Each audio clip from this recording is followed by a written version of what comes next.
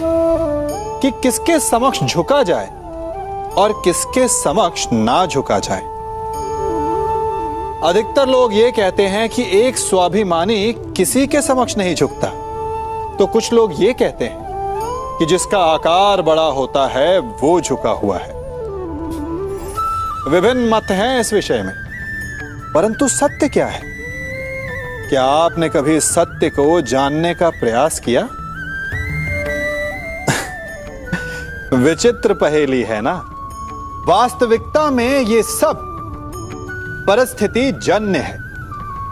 परिस्थिति के अनुसार झुकना भी उचित है और परिस्थिति के अनुसार ना झुकना भी। यदि आपको ऐसा लगे कि ये बात अनुचित है, आपके मन, आपकी आत्मा से ये स्वर उठे कि ये अनुचित है, तो ना झुकिए। ऐसा करना आपकी आत्मा को उठा देगा। और यदि आपको ऐसा लगे कि किसी की बात उचित है, परंतु अपनी आयु, अपने पद, अपने अहंकार के कारण उस बात को आप मान नहीं पा रहे, तो तुरंत नतमस्तक हो जाइए, तुरंत झुक जाइए, क्योंकि ऐसा करने से आपके अहंकार का आकार कम हो जाएगा और आपके व्यक्तित्व का कद, कर्म, हमारे जीवन का एक अभिन्न भाग है। कर्म सभी करते हैं, परंतु क्या कर्म करने से पूर्व एक बार विचार करते हैं? क्या सोचते हैं कि प्रत्येक क्रिया की प्रतिक्रिया अवश्य होगी और वो किसी और कर्म, किसी और फल को जन्म देगी?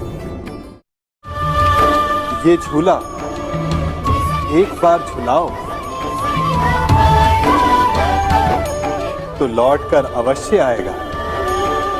उसी प्रकार हमारे कर्म और उसके फल लौटकर आते हैं।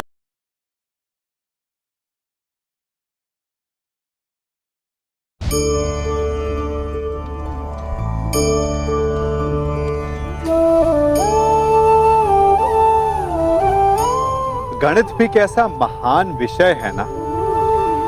ऋण और ऋण मिल जाए तो धन बन जाते हैं, परंतु अंक गणित और जीवन के गणित में बड़ा अंतर है। बुरे से बुरा मिल जाए तो कभी अच्छा सिद्ध नहीं हो सकता। यदि दो बुरे संधि कर तो वो अधिक भयंकर सिद्ध होते हैं। ऐसे में उनकी मित्रता का, उनकी संधि का विच्छेद आवश्यक है, चाहे वो किसी भी भांति हो।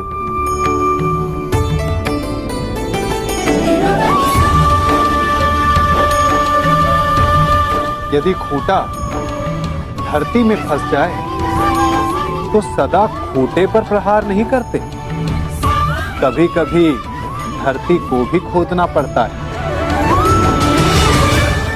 इसीलिए श्रेष्ठ यही है कि संधि करने से पूर्व विचार कर लिया जाए। यदि परिणाम भयंकर दिखे तो उससे उसका विच्छेद कर दिया जाए। मनुष्य बिना मित्र और मित्रता के सुख पूर्वक नहीं रह सकता। बालक हो या वृद्ध, गृहस्थ हो या ग्रह त्यागी सन्यासी, कवि हो या योद्धा, बिना मित्रों के किसी का जीवन नहीं चल सकता। यदि यह संबंध इतना आवश्यक और शक्तिशाली है तो उसके उत्तरदायित्व भी आवश्यक हो जाते हैं। परंतु प्रश्न ये उठता है कि मित्र कौन होता है? आप कहेंगे कि मित्र वो होता है जो सदा हमारा साथ दे, हमारे सुख में आनंद मनाए, हमारे दुख में हमारा सहारा बने, हमारे विरोधियों का शत्रु हो जाए, वो यही ना।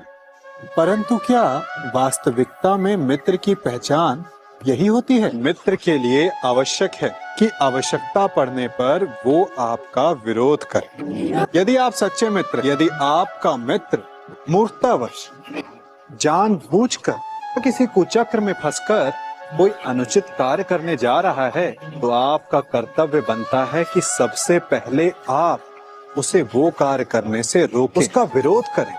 क्योंकि यदि मित्र ने कुछ अनुचित किया तो आप भी स्वयं को अपयश का भागीदार बनने से नहीं रोक पाएंगे।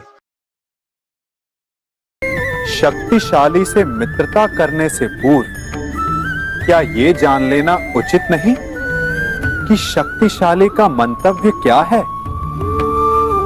कहीं उस संघर्ष से बचकर हम एक बड़े उत्पात को तो जन्म नहीं दे रहे। क्योंकि सर्प से मित्रता आपको शांति नहीं देती, अपितु सर्प को अवसर देती है कि भविष्य में वो आपको डस सके।